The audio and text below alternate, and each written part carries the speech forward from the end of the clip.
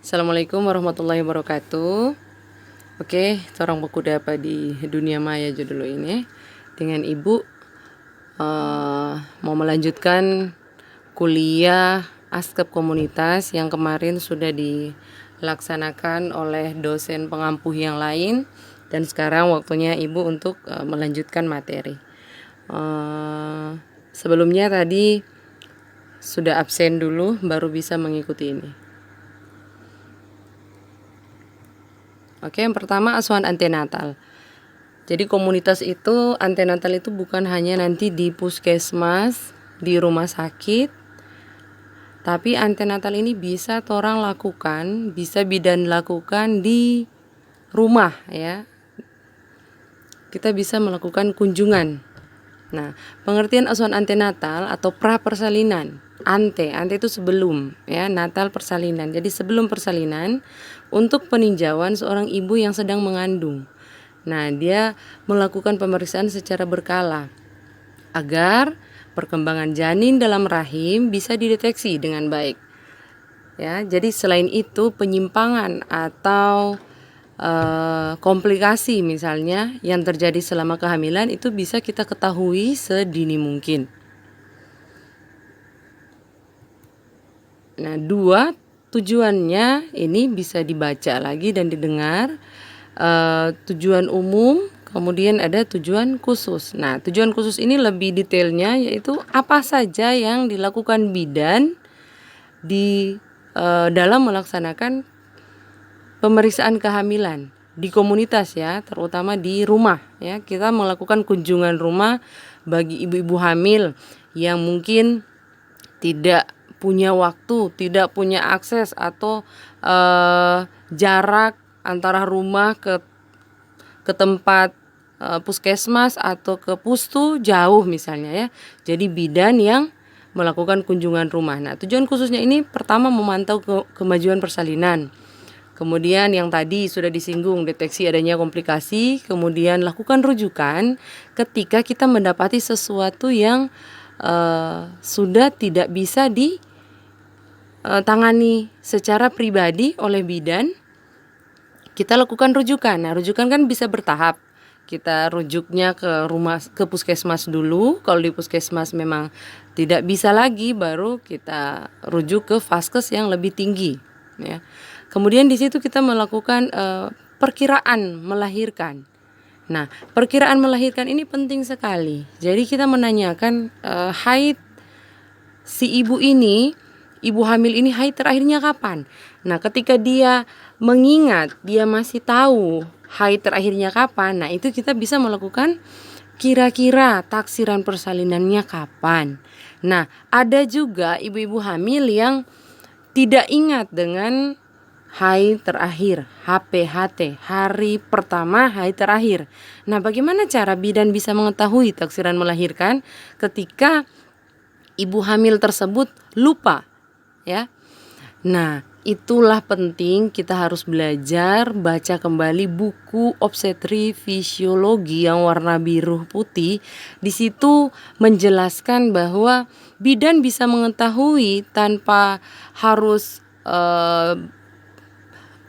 mengetahui HPHT, bidan bisa mengukur umur kehamilan dari tinggi fundus uteri. Jadi tinggi fundus uteri, ya. Kemudian persiapan nifas yang sehat. Oke, torang next. Manajemen asuhan antenatal. Seorang bidan pasti akan bekerja sama dengan ibu, keluarga, dan masyarakat dalam mempersiapkan semua kebutuhan persalinan, seperti tempat bersalin hingga penanganan ketika terjadi komplikasi selama proses atau setelah melahirkan. Nah, ini hal-hal yang harus dilakukan oleh bidan ya. Ini bisa dilihat kunjungan rumah, kenapa tidak melakukan pemeriksaan di puskesmas. Nah, kemudian kita memberikan solusi dan menjelaskan pentingnya pemeriksaan. Jadi kembali bahwa bidan harus menjemput bola. Ibu tidak datang ke puskesmas banyak alasan, banyak penyebab. Bisa jadi bukan karena kemauan ibu sendiri, tapi karena keadaan ekonomi dan jarak tempuh, atau mungkin tidak punya kendaraan. Nah, ini kita perlu kaji ya. Nah, langkah-langkah yang harus diperhatikan dalam menerapkan manajemen asuhan kebidanan di komunitas apa aja? Nah, ini, seorang bidan berusaha mendapatkan kepercayaan penuh dari ibu dan keluarga. Ini penting sekali ya. Ketika kita sudah mendapatkan kepercayaan dari keluarga dan si ibu, kita bisa masuk dan apa yang kita lakukan, apa yang kita katakan, itu mereka akan percaya ya. Kemudian riwayat kehamilan ibu ditanyakan secara detail. Ini penting sekali, apalagi riwayat kehamilan persalinan yang lalu ya. Kemudian pertanyaan terkait anamnesa ya, riwayat penyakit yang tadi ya. Oke, selanjutnya ini kalian bisa baca. Nah, ini lagi nanti bisa dibaca karena ini kan dibagikan. Nah, ini nih. Kita kembali. Bidan poin I, bidan juga harus membekali bumil, ibu hamil dengan pengetahuan ketika muncul masalah.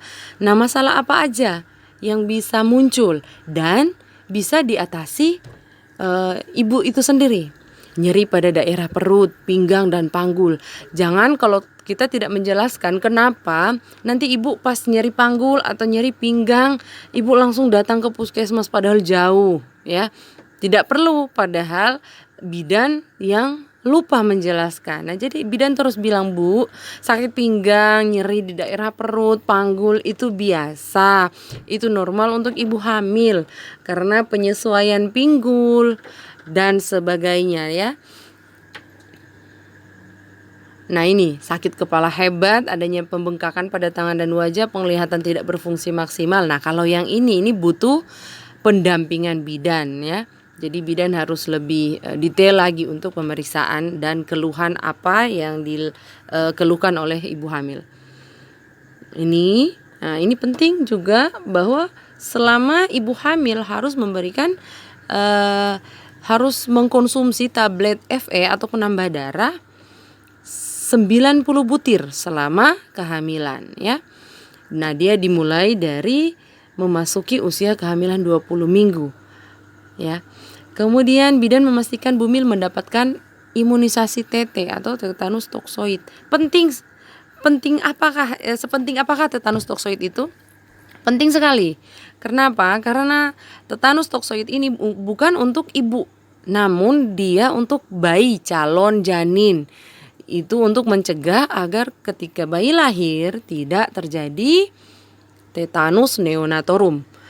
Ya, kemudian kunjungan rutin harus tertanam menjadi jadwal prioritas ya. Jadi orang bilang, Ibu tanggal kembali tanggal begini bulan ini. Nah, itu usahakan ibu harus kembali. Ya, kalau ibu tidak kembali, nah ini PR lagi untuk si bidan, harus kunjungan rumah ya. Nah, semua kegiatan apapun itu harus didokumentasikan, dicatat ya, agar kita tahu apa saja yang sudah kita berikan dan apa yang belum. Entah itu tentang informasi yang ibu butuhkan ataupun tentang tablet-tablet vitamin, penambah darah dan sebagainya yang memang dibutuhkan oleh ibu. Nah, kita lanjut kepada asuhan intranatal. Nah, apa ini intranatal? Tadi prenatal berarti sebelum melahirkan. Kalau ini intranatal berarti proses persalinan ya. Pengertiannya adalah asuhan yang diberikan seorang bidan kepada ibu yang sedang menjalani proses melahirkan. Asuhan intranatal diberikan dalam bentuk antara lain memberikan pelayanan secara penuh terhadap tiap-tiap individu dengan mengutamakan kepuasan. Ya, ini bisa dibaca sendiri ya. Mengidentifikasi dini adanya risiko komplikasi yang mungkin dihadapi saat melahirkan berdasarkan tempat bersalin. Jadi ingat ketika kita melakukan pertolongan persalinan di rumah, walaupun sekarang sudah ada undang-undangnya bahwa kita tidak bisa melakukan persalinan di rumah, tapi ada faktor-faktor yang memang bisa. Seperti apa? Misalnya jangkauan puskesmas yang terlalu jauh dari rumah ibu. Dan kemudian misalnya ibu sudah tidak sempat lagi untuk mencapai atau untuk pergi ke tempat persalinan. Nah, jadi kita bidan yang harus datang ya. Kalau memang masih memungkinkan untuk membawa pasien ini atau ibu ini ke puskesmas itu lebih baik. Tapi jika sudah tidak memungkinkan lagi, kita tolong di rumah dengan memperhatikan sterilisasi, ya, memperhatikan keadaan si ibu ini. Jangan melahirkan bagus, adik selamat, ibunya sehat, tiba-tiba terjadi komplikasi setelah seminggu, ternyata infeksi karena tempat persalinannya yang tidak safety. Ini memberikan dukungan kepada ibu bersalin, fokus kebutuhan ibu hamil, ya, tidak hanya pada fisik dan sosial tapi juga pada emosi dan keterlibatan. Nah, ini penting pada proses persalinan itu ibu penting sekali untuk orang melakukan pendekatan psikologi, ya. Orang melakukan pendekatan dengan cara halus, bicara halus, bujuk, kasih reward, ya. Memberikan reward bukan berarti harus memberikan hadiah, bukan, ya. Proses persalinan ibu dalam keadaan kesakitan karena proses pembukaan mulut serviks, ya. Proses pembukaan itu sangat nyeri, sangat sakit. Nah, bagaimana bidan bisa turut merasakan, turut apa yang ibu rasakan, kita bisa tadi turut merasakan, kemudian kita bisa membantu ibu dengan usapan tulang belakang atau orang Manado bilang sapu-sapu di puru, sapu-sapu di belakang, ya. Mengupayakan persalinan yang senormal mungkin tanpa intervensi berarti. Nah, ini sangat penting pada ibu bersalin. Si bidan ini jangan melakukan intervensi yang berlebihan. Misalnya sedikit-sedikit melakukan pemeriksaan dalam, sedikit-sedikit, ibu harus pasang infus, pasang oksigen, ibu harus begini, harus begitu. Nah, itu terlalu banyak intervensi, ya. Itu kalau tidak penting, tidak perlu, ya jangan, ya. Usahakan senormal mungkin. Memberikan keputusan terbaik ketika diperlukan rujukan dan mengurusnya dengan tepat waktu. Oke. Poin kedua, asuhan intranatal di rumah. Nah, ini persalinan di rumah, ya. Nah, tujuan yang ingin dicapai dalam menerapkan asuhan intranatal ini seperti ini: mengikuti dan membantu rencana keluarga untuk melahirkan di rumah. Tapi dipertimbangkan oleh faktor-faktor yang sudah Ibu jelaskan tadi di atas, ya. Tetap menjalankan prosedur persalinan yang aman dan bersih dan menyenangkan. Kemudian memanfaatkan perlengkapan yang ada dengan tetap mempersiapkan kebutuhan rujukan jika diperlukan. Jadi walaupun melahirkan di rumah, infus set itu harus sudah ada. Cairan minimal ada 3 botol. Ya, jika ketika perlu apa-apa itu kita udah ada.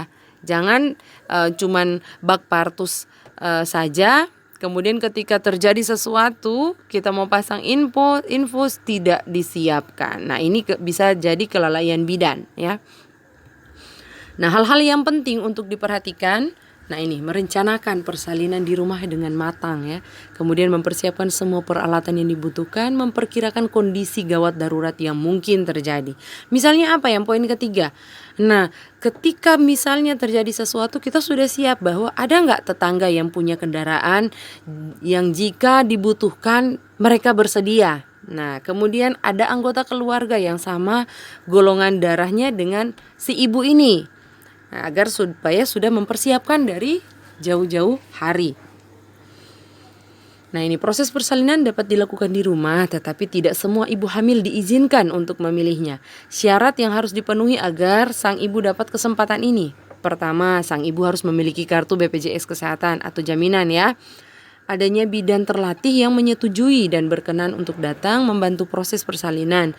Dari mulai munculnya kontraksi atau ketuban sudah pecah. Jadi si bidan ketika dia menyetujui bukan berarti nanti sudah hampir lengkap, ibu nanti kalau sakit sekali baru bidan datang. Tidak seperti itu.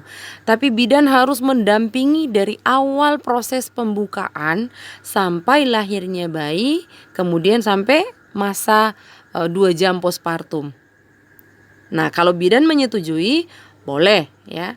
Tapi dengan syarat yang tadi juga di atas, ya. Jangkauan yang terlalu jauh. Tersedia peralatan yang lengkap, ya sudah. Adanya kesepakatan, ya, antara keluarga dan bidan.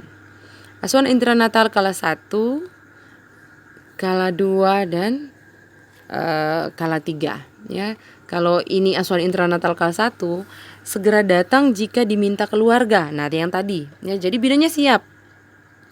Kemudian pendamping ibu saat melahirkan. Nah, kita butuh pendamping entah suami, orang tua atau keluarga terdekatnya. Kemudian pemeriksaan riwayat kehamilan. Itu sudah didapatkan dari anamnesa yang kemarin ya. Kemudian pemeriksaan fisik yang baik dan lengkap. Pemeriksaan dalam jika diperlukan dan sesuai indikasi. Pencegahan infeksi, kemudian pijat relaksasi, persiapan kegawat daruratan. Itu yang harus disiapkan ya. Masih proses skala 1 atau proses pembukaan ya. Ini skala 1 ini ada fase-fasenya. Fase laten, kemudian fase aktif. Fase laten itu kan 0 sampai 3 cm pembukaan serviksnya. Kalau fase aktif itu mulai dari pembukaan 4 cm sampai dengan pembukaan lengkap atau pembukaan 10 cm. Nah, sementara di fase aktif ini dia juga dibagi dalam 3 fase. Nah, nantilah kalau yang itu nanti bisa ditugaskan ya.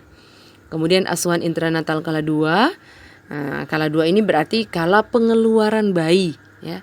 Ingat kala 1 itu hanya kala pembukaan, sampai pembukaan lengkap itu kala 1. Kala 2 proses pengeluaran bayi. Jadi proses kita bidan pimpin mengejan itu proses kala 2. Nah, ini persalinan yang berlangsung yang bersih dan nyaman.